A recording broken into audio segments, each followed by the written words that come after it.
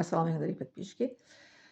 Насчет одной обычаи, это в месяц Рамадан, Судан, такой обычай у них есть, это когда 10 минут до этого азан, до того, что это, до это разговения, они это берут это чуть-чуть, это финик воды, и это компот, и салат, овощный салат или как фруктовый салат, они постелят это возле в каждом это остановка, так они это постелят, и они как ждет, как это начинает кричать азан.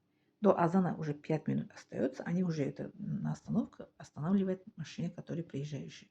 Останавливает и приглашает это, пожалуйста, разговение, разговляйте свой пост, читайте намаз, а потом дальше ешьте, езжайте, да?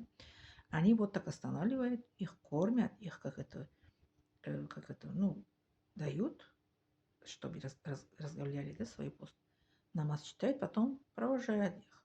Вот такой обычай я только в Судане видела. Я столько в мире путешествовала, только там такое видела, что на каждом остановке они как это останавливают и кормят, и потом провожают. Намаз читают вместе, магриб, а потом провожают.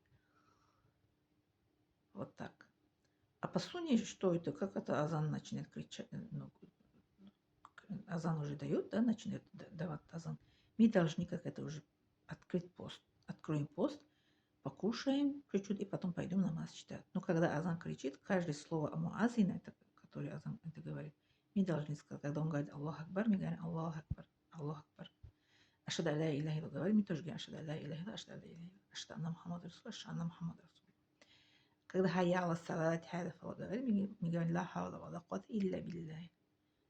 بالله العلي العظيم لا حول ولا قوة إلا بالله العظيم حي على الصلاة حي على الصلاة حي على الفلاح حي على الفلاح تشجع لا حول ولا قوة إلا بالله العظيم لا حول ولا قوة إلا بالله الله أكبر говорим, тоже говорим Аллах Акбар, когда ла иляха илля. Потом дуа, который есть после этого азан, между азан камат, это дуа все мы знаем. Если кто не знает, пишите в комментариях, что если кому нужно, я пишу это дуа, хорошо?